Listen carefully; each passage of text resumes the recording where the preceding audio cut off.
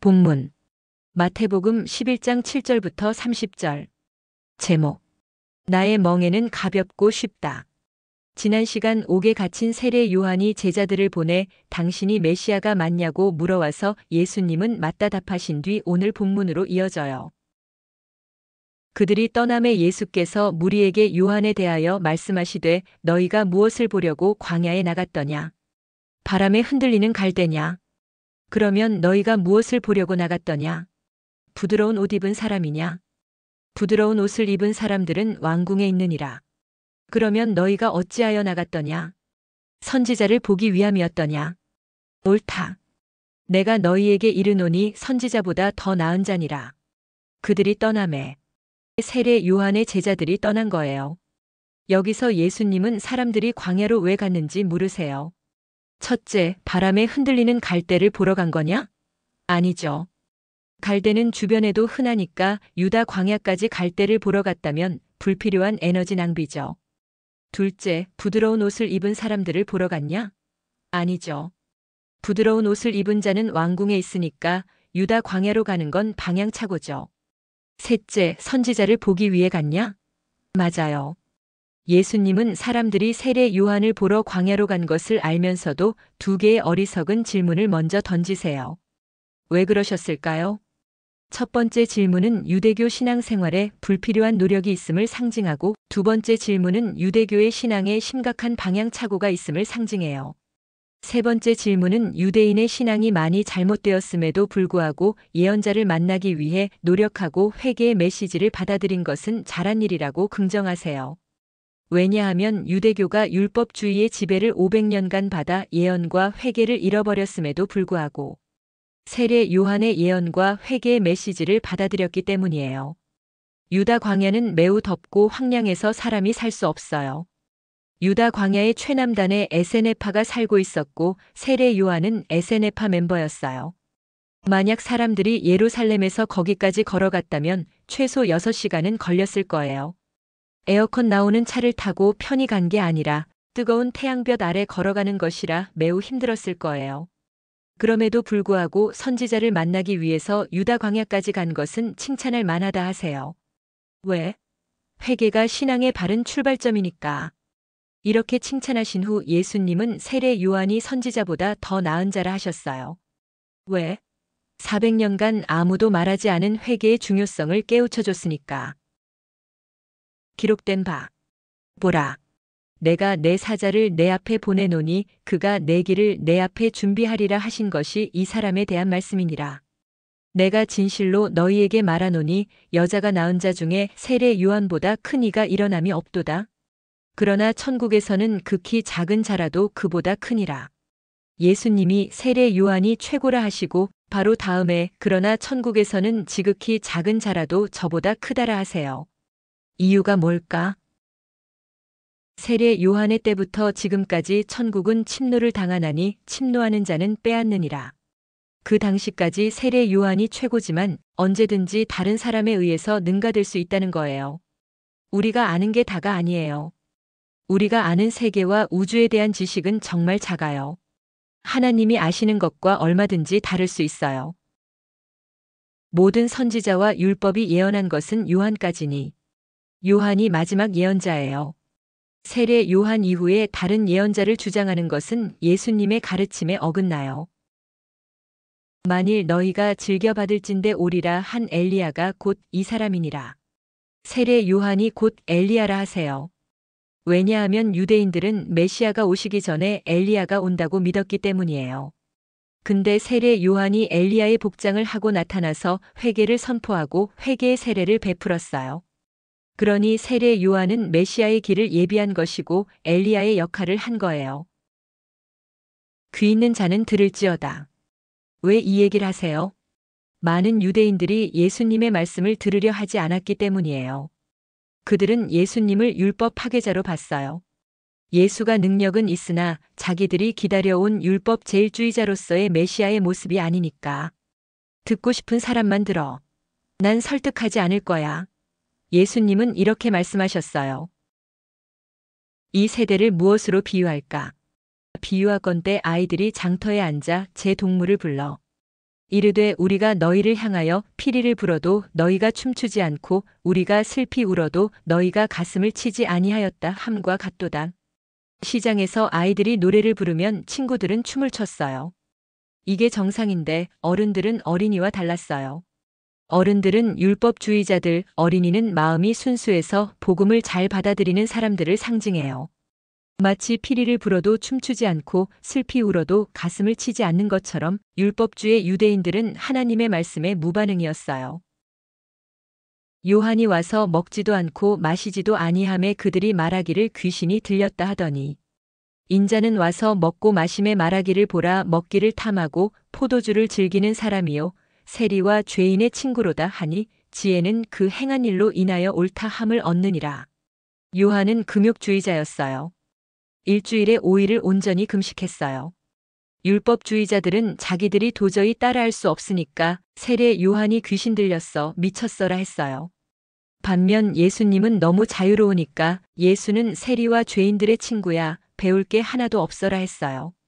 그들이 세례 요한도 거절하고 예수도 거절한 이유는 그들에게 진리를 깨닫는 지혜가 없기 때문이에요. 그래서 예수님은 지혜는 그 행한 일로 인하여 옳다함을 얻느니라 하셨어요. Yet wisdom is justified by her deeds. 하지만 지혜는 행위에 의해서 정당화된다는 뜻이에요. 여기서 지혜는 말의 진실성을 뜻해요. 말의 진실성은 말하는 사람의 숫자로 증명되는 것이 아니라 오직 행동으로 증명돼요. 그 당시 바리새인은 9,000명이에요. 반면 세례 요한은 예언자로 혼자 활동했고 예수님도 혼자서 율법주의자들과 싸우셨어요. 세례 요한과 예수님은 각각 바리새인과 9,000대 1로 싸웠어요. 하지만 같은 주장을 하는 자가 많다고 그 말이 진실하다 말할 수 없고 혼자서 주장한다고 거짓이라 말할 수 없어요. 자기 말의 진실성은 오직 행동으로만 증명돼요. 예수께서 권능을 가장 많이 행하신 고을들이 회개하지 아니하므로 그때에 책망하시되 화 있을진저 고라시나 화 있을진저 벳세다야 너희에게 행한 모든 권능을 두로와 시돈에서 행하였더라면 그들이 벌써 베옷을 입고 재에 앉아 회개하였으리라. 내가 너희에게 이르노니 심판날에 두로와 시돈이 너희보다 견디기 쉬우리라. 가버나움아 내가 하늘에까지 높아지겠느냐 음부에까지 낮아지리라. 내게 행한 모든 권능을 소돔에서 행하였더라면 그 성이 오늘까지 있었으리라. 내가 너희에게 이르노니 심판날에 소돔 땅이 너보다 견디기 쉬우리라 하시니라. 고라신, 벳세다, 가버나움은 예수님의 목회 활동이 가장 많았던 마을이라는 공통점이 있어요.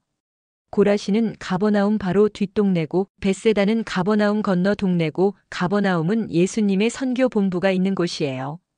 이 세 마을에서 예수님이 가장 많이 활동하셨는데 이 마을들이 가장 적게 회개했어요.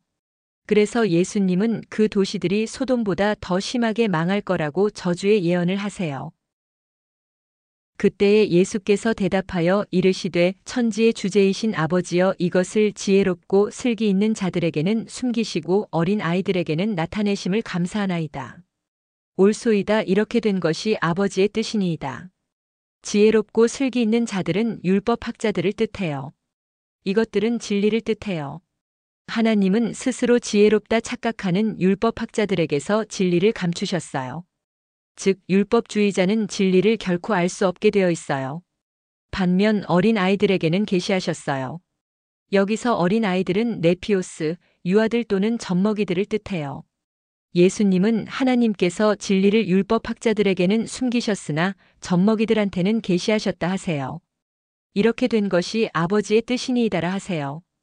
즉 율법주의자는 결코 진리를 알 수 없고 마음이 순수한 사람만 알 수 있어요.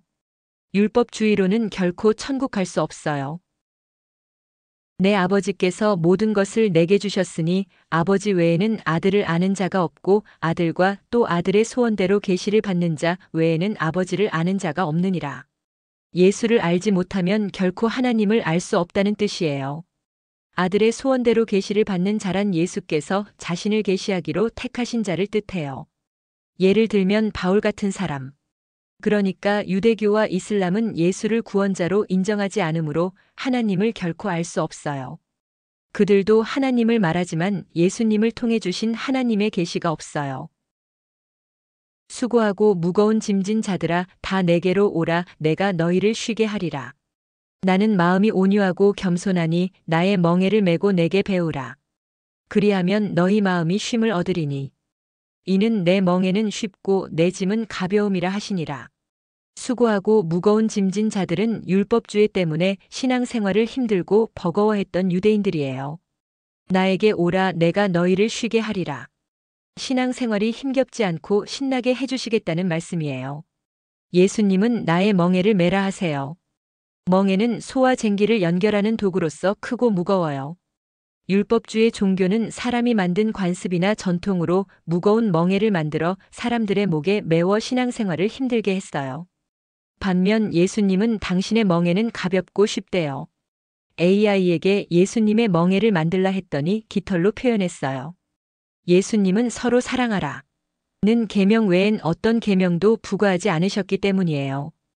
예수님의 멍에가 가벼운 이유는 믿음만큼 사랑만큼 지는 것이기 때문이에요.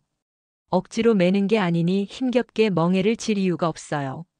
사람이 만든 어떤 규칙이나 전통의 짐도 질 필요가 없어요. 초대교회 시절엔 이런 예수님의 정신이 실현돼요. 그러나 그리스도교 공인 이후 그리스도교가 국가 종교가 되면서 다시 형식주의로 돌아가요. 예수가 만드신 멍에 외에 또다시 인간이 만든 잡다한 짐들을 잔뜩 지고 살았어요. 그래서 마르틴 루터가 종교개혁을 하게 돼요. 종교개혁이란 예수가 주신 짐만 지자예요. 그렇게 해서 생겨난 게 루터교, 장로교, 감리교 같은 교단들이에요. 그런데 이런 교단들도 시간이 지나면서 전통이 생겨나고 다시 형식화되어 가게 됐어요. 그래서 생겨난 게 침례교예요. 침례교는 사도신경 안 외워요.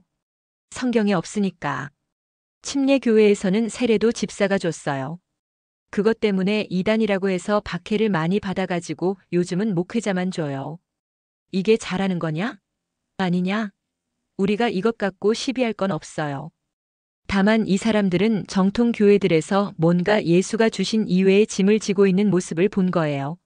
물론 그 교파도 또 종교화될 수 있고 형식화될 수 있어요. 이 땅 위의 모든 종교나 교파는 다 그런 위험의 요소를 갖고 있어요. 율법주의는 우리의 적이요. 우리에게 예수님이 주신 짐 외에 더 많고 무거운 짐을 강요해요. 예수님이 주신 짐만 지고 행복하고 즐거운 신앙생활 하시기를 축원합니다.